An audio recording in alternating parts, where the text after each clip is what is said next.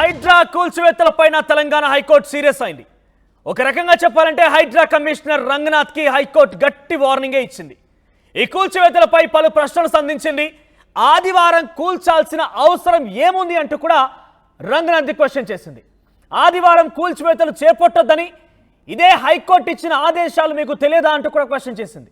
ఆదివారం మీకు ఎందుకు పని చేస్తున్నారంటూ కూడా క్వశ్చన్ చేసింది.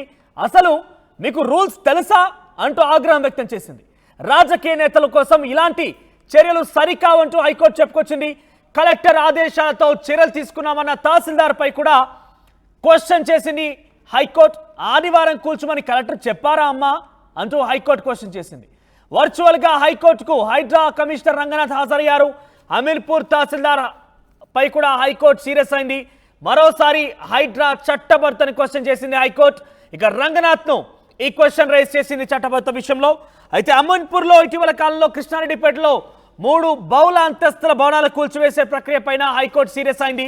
అర్ధరాత్రి వరకు ఆదివారం కూడా సెలవు సమయాల్లో ఏ రకంగా మీరు కూల్చేస్తారంటూ కూడా చెప్పింది. ఇక్కడ చాలా కీలకమైన అంశం హైకోర్టు లేవనెత్తిన ఒక విషయం ఏంటంటే, చివరి నిమిషంలో మనిషిని శిక్ష వేసే సందర్భంలో కావచ్చు, చనిపోయే సందర్భంలో కూడా నీ చివరి ఆశ ఏంటి అంటూ కూడా చివరి ఆశని ఆ యొక్క విషయాన్ని అడుగుతూ ఉంటారు. కానీ ఒక ఇల్లు కూల్చేస్తున్న నేపథ్యంలో కనీసం వారి యొక్క విషయాన్ని పరిగణలోకి కూడా తీసుకోరా అంటూ హైడ్రా పైన మొట్టికాయలేసింది హైకోర్టు.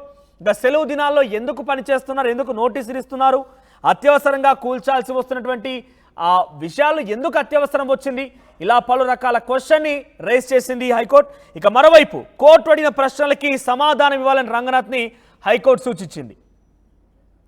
ఇక అక్రమ కూల్చివేతలకు యంత్రాలు సిబ్బంది ఇవ్వాలని కోరడంతోనే హైడ్రా ప్రొవైడ్ చేశామంటూ రంగనాథ్ చెప్పుకొచ్చారు.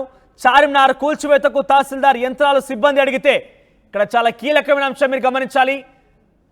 చార్మినార్ కూల్చివేతలకు కూడా రెవెన్యూ అధికారులు కానీ ఇంతవరకు అధికారులు కానీ యంత్రాలు కావాలంటే ఇస్తారా అని మీ చట్టంలో ఉందా అంటూ రంగనాథ్ పై మొట్టికాయలేసింది హైకోర్టు. ఇక హైడ్రా ఇదే విధంగా ముందుకు వెళ్తే స్టే ఇవ్వాల్సి వస్తుంది అంటూ హైకోర్టు తీర్పునిచ్చింది. సో ఈ విషయం పైన ప్రస్తుతం చర్చనీయాంశం అవుతోంది. హైడ్రా కమిషనర్ రంగనాథ్ కి హైకోర్టు చాలా ఘాటుగా స్పందించింది, చాలా ఘాటుగా ప్రశ్నలు సంధించింది.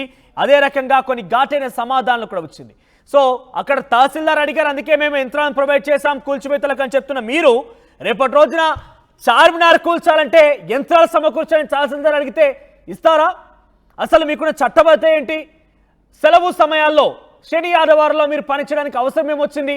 ఇక తహసీల్దార్ కూడా కలెక్టర్ ఆదేశాల మేరకే కూర్చోమంటూ చెప్తున్న సమాధానానికి గాను కలెక్టర్ ఆదివారాల్లో కూర్చోమని చెప్పారా? అర్ధరాత్రి చీకటి పడ్డాక పొద్దుపోయాక ఈ కూల్చడం ఏంటి? ఇదంతా అక్రమం. రాజకీయాల కోసం ఇటువంటి కూల్చివేతలు సరైన సమాధానం కాదంటూ హైకోర్టు హైడ్రా కమిషనర్ రంగనాథ్ పై చాలా ఘాటుగా సీరియస్గా రియాక్ట్ అయింది. చాలా ఘాటు వార్నింగ్ కూడా ఇచ్చింది, గట్టిగా సమాధానం కూడా ఇచ్చింది. దీనిపై మరిన్ని అప్డేట్స్ దేవిక అందిస్తారు. దేవిక, ఈ విచారణలో ఎటువంటి కీలక విషయాలు వెల్లడించారు? ప్రస్తుతం ఈ విచారణకు సంబంధించి అంశాలపైన ఎటువంటి చర్చ కొనసాగుతోంది?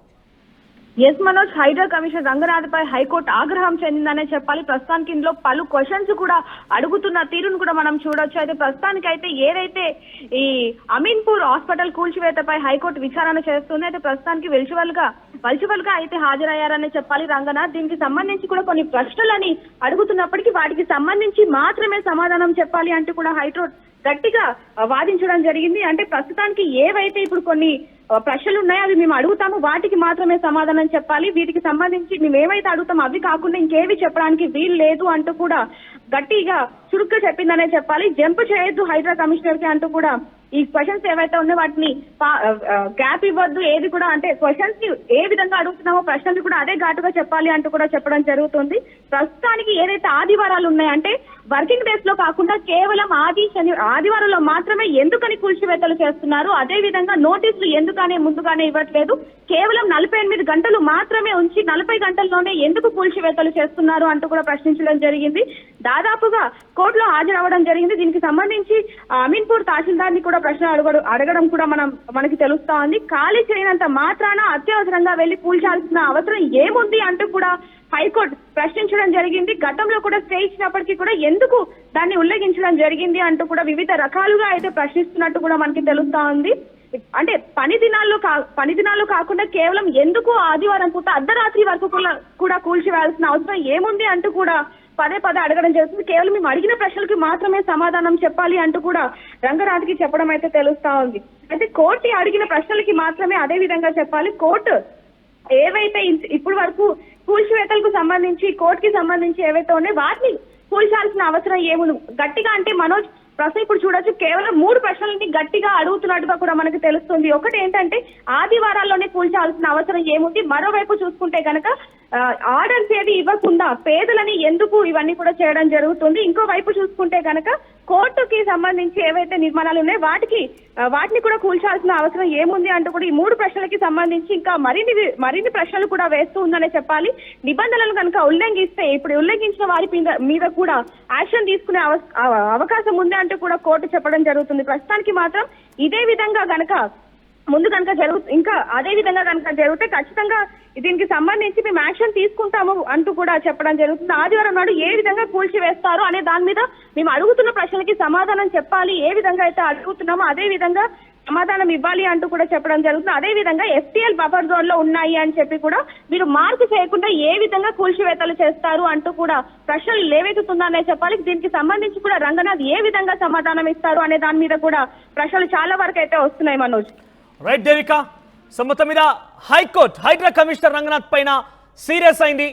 ఆదివారాల్లో కూల్చివేస్తారా, ఇష్టానుసారంగా వ్యవహరిస్తారా, మీ చట్టబద్ధత ఏంటి అంటూ ప్రశ్నిస్తూనే మరోవైపు మేము కేవలం యంత్రాలు మాత్రమే సమకూరుస్తున్నాము, తహసీల్దార్ ఆదేశాల మేరకు యంత్రాలు సమకూర్చి అక్కడ కూల్చివేతలు చేపడుతున్నామంటూ రంగనాథ్ ఇచ్చిన సమాధానానికి గాను మరొక చురక అంటించింది హైకోర్టు. మొట్టికాయ వేస్తుందని చెప్పొచ్చు.